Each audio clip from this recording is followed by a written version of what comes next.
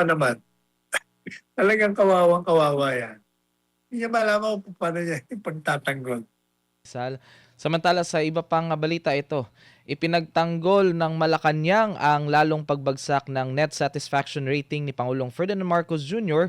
sa pinakabagong survey ng social weather stations. Ayon sa palasyo, depende daw ang survey sa respondents na nakakausap. Si Cresilyn Catarong sa report.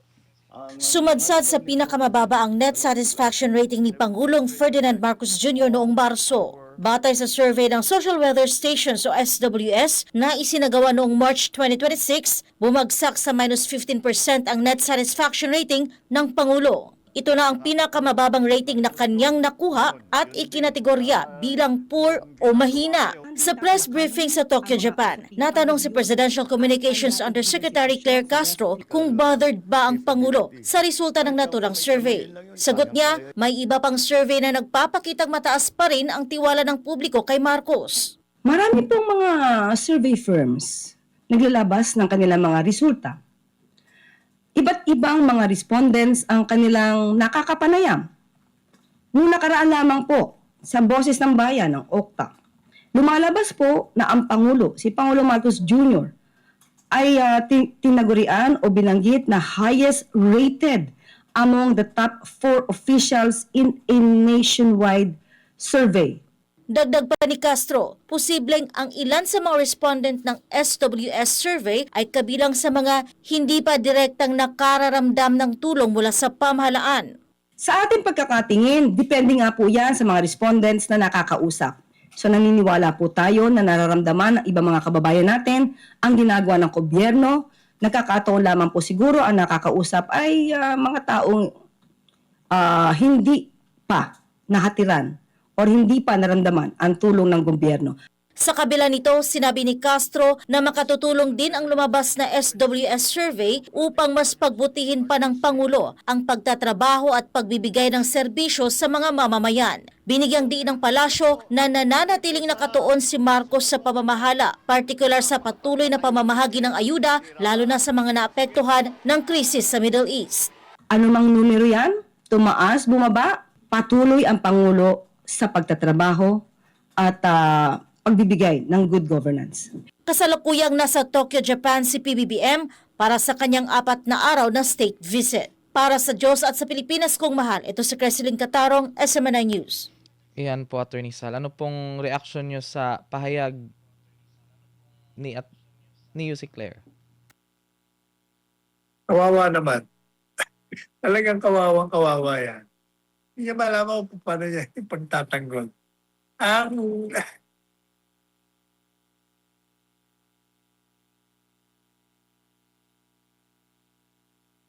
Tatanggapin ko ang rating at sasabihin ko, ito ay isang wake-up call. At ang Pangulo ng Bansa ay tatanggapin yan. Kung yan ang sinasabi ng taong bayan, gagawa tayo ng kaparaanan upang masira ang ganyang pag-iisip. Sapagkat sa paningin ng Pangulo ay ginawa niya na ang magagawa niya. Pero kulang pala. Kaya bagsak siya sa rating. Kaya gagawin niya ang dapat na gawin upang maiahon niya ang sarili niya. Hindi yung kung ano ng mga kapalpalan mga o kaya lalo kayo nagmumukhang kawawa. Samantala, sa ibang kong balita, ito, pinalagan ni former Chief Presidential Legal Counsel Attorney Salvador Panelo ang mga debate sa Senado ukol sa online participation ng mga wanted o nakakulong na mambabatas na tinawag niya isang circus at walang basehang pagkontra. Kung bakit, alamin natin sa ulat ni Jane Codnita. Muling uminit ang usaping legal sa bansa matapos maging tampok sa nagdaang sesyon ng Senado ang debate ukol sa pagpapahintulot sa mga mambabatas na sumali sa mga opisyal na deliberasyon gamit ang online platforms tulad ng Zoom. Sa isang eksklusibong panayam, taas ang binatikos ni dating Presidential Legal Counsel Attorney Salvador Sal Panelo ang takbo ng diskusyon sa mataas na kapulungan. Inihayag ni Attorney Sal Panelo na ang marahas na pagkontra ng ilang senador sa akbang na ito ay maituturing na kabalbalan at walang matibay na legal na batayan. Ganun pa rin, para mga bata. Alam po ninyo, yung issue na naman. Yan ang problema kasi pag nag-alal tayo ng mga hindi dapat karapat-dapat na sa Senado, talaga makakita kayo ng circus dyan. Ang pinag-uusapan nila, bigyan ng karapatan na sumali sa mga online Online. discussion itong mga senador kung wala. Unang-una, hindi ko nga maintindihan, dapat din yung pinag-uusapan. Kasi, pag ikay halal na senador, hindi ko nga maintindihan, dapat din yung pinag-uusapan. Kasi, pag ikay halal na senador, pwede ka mag-participate in whatever form. Kasama na yung online. Ipinaliwanag ng batikang abogado na bilang isang halal na opisyal ng Estado, ang karapatan at tungkulin ng isang senador na makibahagi sa paggawa ng batas ay hindi mawawala sa simpleng pagkakademanda o pagkakakulong. Partikular na kung wala pang pinal na hatol o conviction ang korte. Binigyang diin niya na ang perpetual disqualification mula sa pampublikong opisina ay umiiral lamang kapag napatunayang nagkasala na ang isang akusado sa ilalim ng pinal na desisyon ng hudikatura. Habang nakabinbin ang hatol, hindi dapat hadlangan ang kanilang partisipasyon lalo na't pinahihintulutan naman ito ng makabagong teknolohiya. Kahit wala, nakakulong na yan, para sa akin bilang abogado, meron pa rin karapatan yan sapagkat hindi pa sila convicted eh. Kaya dapat nga hindi na pinag-uusapan yan. Kumbaga, kasama yan sa trabaho na pwede mong gamitin ang online para mag-zoom ka, para makasama ka sa deliberation. Hindi dapat ipagbawal yan. Uulitin natin ha, kahit ka pa nakakulong, that will not divest you of your duty as a senator. Since pwede ka naman mag-zoom, at hindi dapat, hindi payagan ha. Hindi na kailangan humingi ka pa ng sa hukuman. Bakit? Ayun naman kung sumali ka sa makaka-apekto ba yun sa pagkakulong mo? Tatakas ka ba dahil sa pag-zoom mo? Wala, puro kabalbalan lang yung mga pagkontra.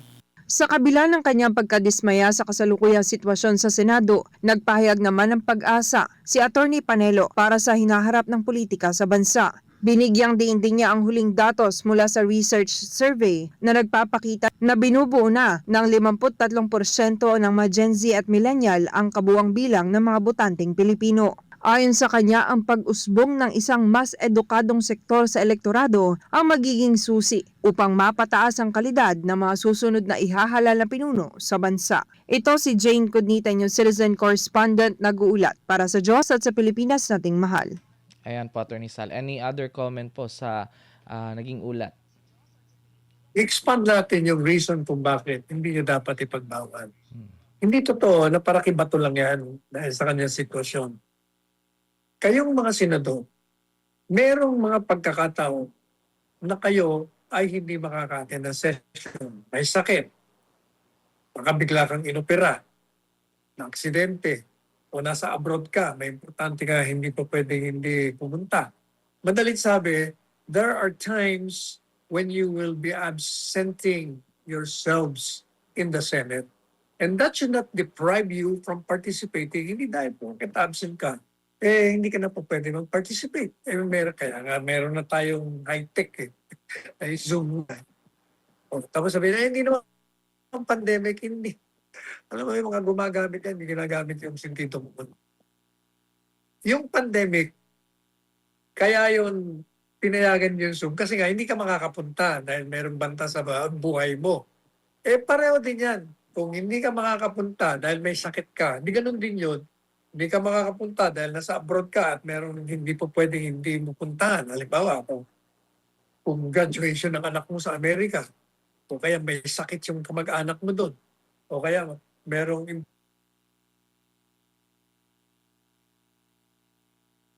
yan para sa inyong lahat. Kaya hindi ko maintindihan kung bakit nagkakandara pa kayo na kontrahin yung napakasimple lang na ang pag-aamyenda ng batas. Dati naman pwede. O hindi ba si Dilima? Sino pa? Ewan ko sino pa yung nakulong. Yes, Di ba pinagbigyan ninyo na Zoom? Kasi nga, yun ay karapatan at tungkulin, obligasyon na kailangan magpartisipa ka. O ito naman ito talaga naman to si Ping Lacson. Ayaw ko na sana magkomentaryo. Pero ewan ko kung totoo yung nakita ko sa social media. May picture kasi silang dalawa ni ni Marcolets, saka siya. Para sabi ni kasi nagre-react sila dahil sabi nito si Marcoleta, wala kasi kayong legal background. Hindi nyo maintindihan yung general rule at Na-agitate specific sila. rule. Oo. Parang na-offend sila doon. Kaya sabi naman to si Ping, sabi niya, ano pinagsasabi mo? Ang pinag-uusapan dito ay rules, stupid. I don't know kung totoo yun. Kung sinabi niya man yun, mukhang pinatatamaan mo ang sarili mo. Kasi, alam po ninyo, ang nakalagay sa rules, ito ang mga yun, kung po pwedeng amendahan, sabi sa rules natin, i-refer mo muna sa Committee on Justice para mag-deliberate sila doon. Sa kanya ibibigay sa plenaryo pag yun ang rekomendasyon. O tingnan natin ang flaw, ang kamalian. I-refer sa Committee on Justice. Unang tanong, meron bang Committee on Justice? Wala. Bakit wala? Paano? Nagpalit kayo ng liderato. Kaya automatic na wala yung mga miyembro. Hindi pa nabubuo. So yung nung May 11 na naghain ng motion na i-consider yung na pwedeng online ang mga senador, ini-refer sa Committee on Justice. Nabuwag nga yung Committee on Justice. So there's nothing, there is no Committee on Justice to deliberate on the motion referred to it ng mga senador. That's number one. Ano ang number two? Tingnan nyo kasi meron din ng rule, nakalagay doon na ang mga senador sa plenaryo. Maliban pa doon sa Committee on Justice, pwede rin naman kung gusto. Kasi ito tingnan nyo. Ano ang ipiprefer mo? Ano ang mas gusto mo? Ang Committee on Justice, ilan lang ba ang miyembro doon? Baka 5-7 lang. Sila lang mag-uusap-usap doon. Samantalang yung motion na inihain sa plenaryo, 24 kayong magdidiskusyon. Yung mga ayaw, magsasalita. Yung mga gusto, magsasalita. Saka kayo magbubutuhan. O ano? Hindi ba anong preference nyo? Yung sasabihin lang ng Committee on Justice o kayo mismo? Kasi actually ganun din yung mangyayari. Kasi yung Committee on Justice, magre-recommenda. Either, okay yan, o hindi. Ganun pa rin yan. Kasi pagdating sa plenaryo, pag sinabi mong okay yan, may makukontra din. I-discuss na naman yan. Pag sinabi namang hindi pwede, kukontra din, i-discuss na naman yan. So madaling sabi, useless lahat yung pinag-uusapan nyo. Kaya nga kayo, deliberative assembly, deliberative body, para pag-usapan nyo at magbotohan kayo. Hindi yun, nag-walk out kayo. Ganun lang ko kasimple yun. Kaya yung tanong ni, yung issue na, kasi parang sinasabi ng isang senador, hindi kasi kayo mga abogado. Alam niyo, sa totoo lang, hindi yung pinag-uusapan kung abogado, hindi. Huwag niyo nang isama yung abogado. Ang tanong niyo na lang, karapat dapat ka bang maging miyembro ng Senado sa mga kinikilos mo at sa mga pinapahayag mo. Gaya ng isa, di ba? Yes. Hindi naman abogado. Bumira ka agad, binibira sa Supreme Court. Dahil maling-mali daw ang kanyang desisyon. Kaya hindi ba sabi ko, it's not a crime to spread one's ignorance in law. Hindi naman crime yun yung pangalandakan mo, yung kawalan mo ng karunungan sa batas. Pero, having said that, di ba sabi ko, nung kino-contempt naman siya, teka muna, ba't mo naman iko-contempt? Hindi krimen na magpayag ka ng mga kawalan mo ng kaalaman. Kaya, kasama yon sa freedom of speech. Yan po ang ating posisyon dyan. Ayan. Maraming salamat po, Attorney